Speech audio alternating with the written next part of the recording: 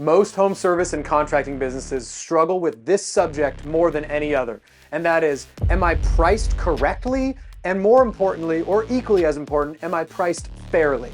And in this video, we're gonna go over the exact steps that I took to determine whether my pricing is correct, but also go over some of the nuanced things that a lot of home service and contracting businesses struggle with when determining how to price enough or determine whether they're being too cheap. So let's dive in.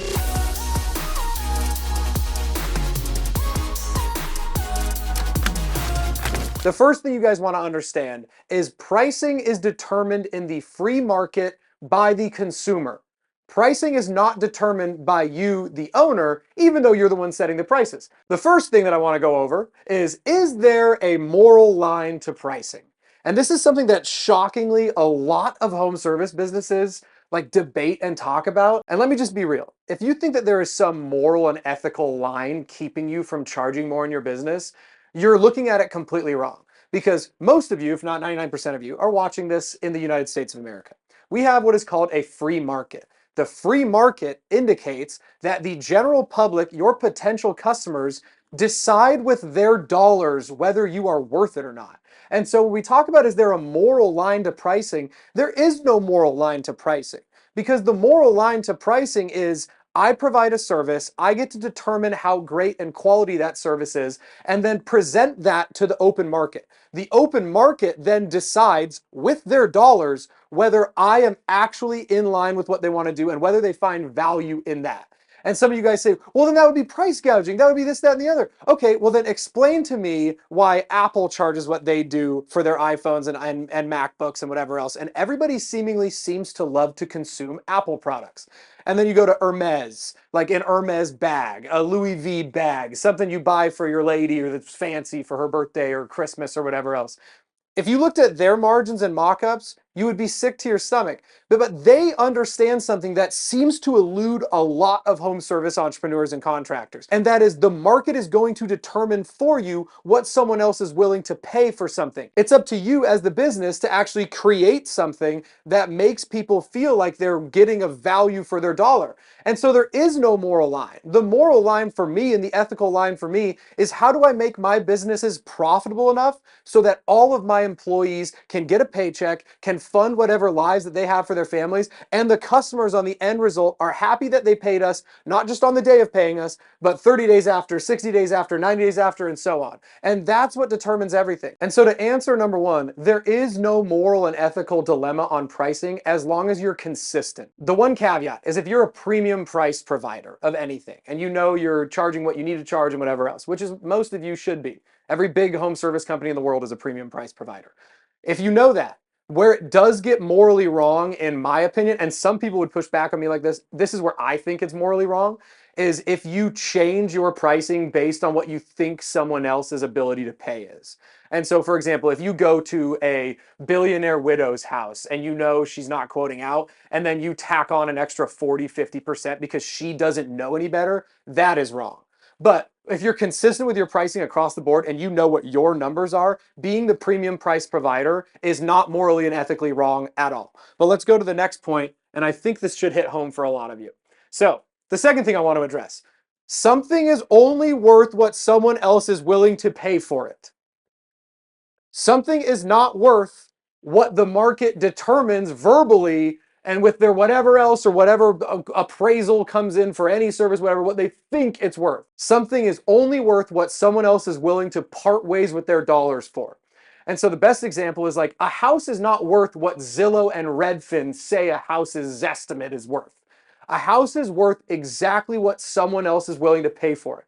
And you see this in like the luxury watch market. You see this in like the Pokemon trading market. You see this even in like crypto sometimes on like the shit coins on the bottom. Like, people can say like, oh yeah, this thing has a crazy, whatever, I could, I bought this shit coin that 5 people own and I have, $1 million worth of it. But then when they try to go sell it and actually liquidate, they can't even sell it. Right? Or someone gets a watch appraised that's like a unique watch and it's appraised for $200,000, whatever else. If they go to sell it and there is no buyer, is that $200,000 watch actually worth that if they cannot sell it? No. The answer is probably not. And so something is only worth what someone else is willing to pay for it. And so if you're a window cleaner and you're charging $500, $600, $700 for a job, and meanwhile one of your competitors is going around and they're doing the same thing for half the price, you're not doing anything morally wrong. There's so many nuanced things in the market that you versus the competitor, which on paper might be doing the same work, but your systems might be better. You might nurture and train your employees better. Your marketing might have been better. Your systems were probably better and faster to give that customer everything they wanted, lickety split. You might have a better insurance premium, or you might have a better insurance provider than the competitor. You might actually be a registered business and the competitor isn't. And so the point is, if that customer goes and gets a quote for $300 from them and gets a quote for $600 for you, and they decide to go with you, great. That's fantastic. That means that that person was willing to part ways with their money for your service. If they go with someone else, that's fantastic, even if they're half your price. That means, quite frankly, that the free market decided that they value the cheaper product, the cheaper company, and they didn't value the other things you provide more. But if we look at the end of the year, I promise you, if you're the premium service provider and that guy's charging half or a third of what you're charging, you're going to be in a much better position at the end of the year. So let's move on to number 3. Since I'm talking about the low-cost providers, I think this is appropriate to address in number 3. You're never gonna price yourself low enough to actually win all the jobs that the crackheads are pricing on. Stop trying to compete with the crackheads. Start competing with the better companies and build your business to be a more premium provider. And I know when you're listening to this, you're like, Steve, that's so hard because I gave out 5 quotes last week and I lost 4 of them. I can't even keep my doors open. The fact of the matter is, home services and contracting businesses have this terrible thing where there's, half of the businesses are operating legally, they're insured properly, they're paying taxes, they're paying their guys a fair wage, their guys are getting workman's comp, etc. And then there's this other half that do the same, service, and leave that in, that do the same service, but they actually don't do the same service because the customer is taking an extreme amount of risk hiring them, whether they know it or not. And so the reality of this is, if you just keep racing to the bottom because you don't like hearing no, you're going to race yourself all the way out of business. And so you'll never compete with the crackheads. And here's a perfect example. We gave out a quote last week for Christmas lights. Our quote was $3,500. The customer got our quote. They liked the way we acted. They thought our guys were nice. We were punctual. We were on time. It's fantastic. They got another quote from a guy who just started a Christmas light business this year. He's probably hanging Home Depot lights. I don't know. He's probably not, I can guarantee you he's not insured, whatever else. And his quote came in at like $700 for the same work. Now, we know it's not the same work, but the customer probably also knows it's not the same work. They probably know that we're going to be the better option. But that customer in that scenario, because it is a free market, determined that they would rather take the risk on the crackhead pricing than go with us. And so it'd be very easy for me to sit up here from my ivory tower with a camera in front of me and say, we never lose to the crackheads on price. We do. Every business does. Our close rate is not 100%. Our close rate isn't even 50%. Our close rate isn't even 30%. But the truth of the matter is, when we do close, because our customers value things outside of just price and the entire encompassing thing that we provide as a whole, we end up building a more profitable book of business with people who value things other than just racing to the bottom, which means that service issues happen less, customer complaints happen a lot less, and the type of customer we talk to is typically a lot more pleasant. So if you're going to compete with the crackheads, you're going to compete yourself all the way out of business. So let's go to number 4. I want you guys to do an exercise about your close rate. And the brutal reality of this is 99% of the people watching this couldn't even tell me off the top of their head what their close rate is.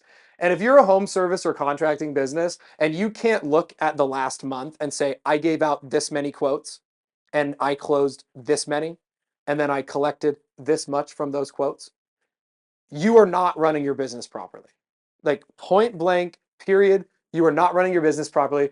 I don't want to just sit up here and tell you what you want to hear all the time. I want to sit up here and tell you the truth. If you do not have that number readily available, then you are just flying blind. You're like a pilot going from point A to point B with no systems, no weather map, no air traffic control, nothing. You are just flying blind, and you're probably making a massive mistake. Because what happens when you accurately track your close rate, and I made a video about this actually like a week or 2 ago. You can go back and look at the pricing video. But when you actually accurately track your close rate, what you'll start to realize is you can price a lot more to maximize the yeses, but what most of you are doing is pricing lower to try to win more of the no's. When like the yes probably would have been yes for 5% more margin. The yes probably would have been yes for 10% more margin. But what you're doing is you're not hitting home runs because you're trying to compete with the crackhead at number 3 instead of maximizing the value of your business to the people who actually value it. And it's not price gouging, it's knowing that the more you charge for a service and the more margin you have left over, the more you can reinvest in the business, the more time you can spend and tender love and care you can spend on each job, so those customers can be like, damn, these guys are really good. They went above and beyond what everyone else did. You can't go above and beyond what everyone else does if you're operating at 5 to 10% margins and run around like a chicken with your head cut off all day, because you can't even actually service them at the white glove level that you're trying to advertise that you are, because you're just too busy, because you don't have enough margin built into each of the jobs to make it make sense. Let's go to number 5. And I really want this to hit home for everybody watching. This is an exercise that outside of close rate, I think it's shocking to me when I go speak at conferences. When I was at the huge conference, I asked a lot of people this just in conversation. So right now I'm filming, it's October. If you look at your company's bank account balance on October 1st, what does that tell you? Like when you look at the bank account balance on October 1st, maybe your commissions are paid, maybe you just had a payroll come out, I don't know, whatever your structure is, just first of the month. Do you like what you see? Like, so much of being a business owner, and specifically for me, when I think about like when I was a really bad business owner, like in year 1 and 2, there would be times where I didn't look at the numbers and like buried my head in the sand because I didn't want to see what I knew was in there. And so I just, oh, okay, whatever, just like on to the next one. We'll just keep booking jobs. It'll figure itself out. Like there was times where like I didn't even do the math at the end of the month because I didn't like what I was going to see. And so if that's you, I challenge you, like pause this video right now, go open your business bank account, go look at what your bank account balance was on the first of the month, and then compare it to what your cash collected or like what your CRM tells you you sold and fulfilled in that month. And if you just do the basic math, take that number that's in the bank account or just like whatever your profit was at the end of the month, if you have a different system, I don't know what you're doing. And then you just take that number, you go into Chat GPT, you go into your favorite AI, and then you say, hey, I did X amount of profit this month. What percentage of, and then insert your total sales and fulfillment from that month is this? And now you have your margin, your profit margin. Like what did you operate in your net margin at the end of the month? And yes, could you have like some outstanding invoices, whatever else? Sure. But for the most part, like that's going to be your best way to do it. You could also just do this off of invoice numbers, but I'm just kind of getting in the weeds. You know what I'm getting at here. The point of this is you need to know at the end of the month, are you profitable? And the brutal reality is, like with Home Service Accelerator, I've done this for, at the time of filming now, close to 500 home service businesses have come through Home Service Accelerator. Like I'm able to see in-depth stuff about a lot of different businesses. I'm able to talk to a lot of different home service and contracting entrepreneurs. And so is my team. The brutal reality is like a lot of people say like, yeah, I'm operating about 25, 30% margins, net margin at the end of the day. And then they have never actually had that be the case. Like they think they are because what they're doing is like doing some mental math. Maybe they're like, oh, I got some cash, some accounts payable that are coming in or you know, what they're doing is they're like looking at a jobber thing. They're not taking into account discounts. They're not taking into account all these other things. They're not looking at like the true cash collected or invoice numbers at the end of the month. And they're just like kind of flying blind. Like, yeah, I think I'm about 20 to 30% margins. It's like, no, dude, you need to know. Because if you're not, something in your system is broken. And most of the time it's pricing. And so to put a bow on this, like pricing is determined by the free market. And the free market is telling you to do things a certain way. The fact of the matter is this: in the last year, I have interviewed and had conversations with multiple 8 and 9-figure home service entrepreneurs.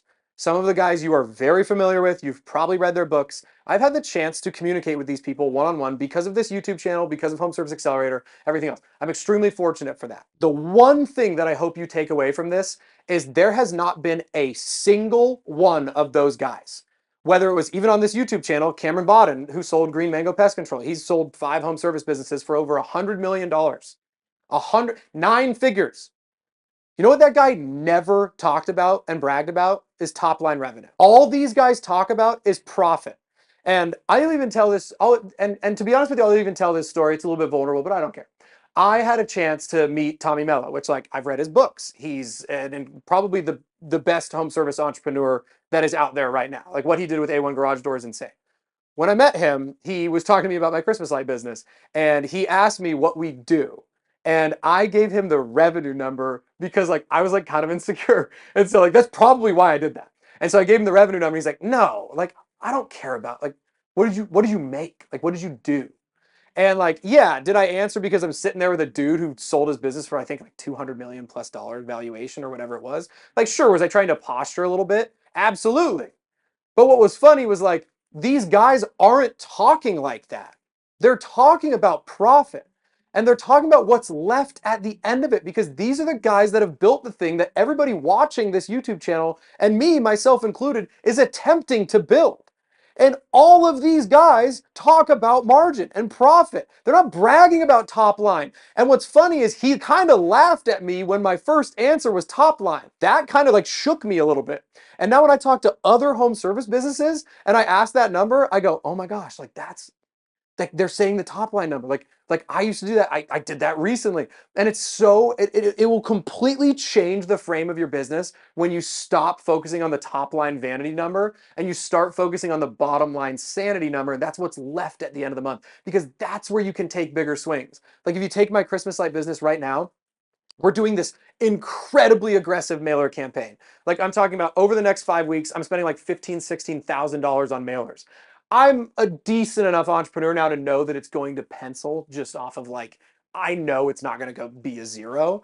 But even if it didn't work or it was a 2x return on ad spend or whatever else, I'm still fine because my business is profitable enough that I can take home run swings and maybe hit a few that are 10, 15, 20x returns on that money. But then maybe I miss a few times. And when I miss a few times, I don't go bankrupt because I'm not operating at 5% margins or 10% margins at the end of the month. So I challenge you guys, do the exercise on 4 and 5. Look at your close rate, start tracking it, use Snipey Lead. Snipey Lead tracks your close rate for you as you drag opportunities along in the pipeline. That's what a lot of people are using it for. And then you also need to just start auditing your bank account. Start auditing what you actually invoice at the end of the month compared to what you actually sell and what you're collecting. And what is that number actually left in the bank account at the end of the month? And how stressed are you when that payroll comes out? So if you like this video, all I ask you guys to do is comment below, share it with a friend who has a home service business, and subscribe. These videos are completely free. I appreciate you guys watching this so much. Throw it a thumbs up if you felt like it was valuable at all. It means a ton to me. And if you have a home service business that does over $15,000 a month in revenue and you want to join Home Service Accelerator Pro, feel free to click the link in the description of this video. It's also pinned on a comment, and you can apply and we can see if it's a good fit for you. That's where we bring a lot of different home service and contracting trades into the program. We teach them how to run their own Facebook and Instagram ad campaigns properly. We dial in your Google Maps SEO. We help you fix a bunch of automations in your systems and all of that jazz, and get you set up on processes and systems that actual successful home service businesses use, so you're not just flying in the dark. Click that link and apply there, or just keep watching this channel and follow me on X and Instagram if you like what you see here. Thanks so much for watching. We'll see you soon.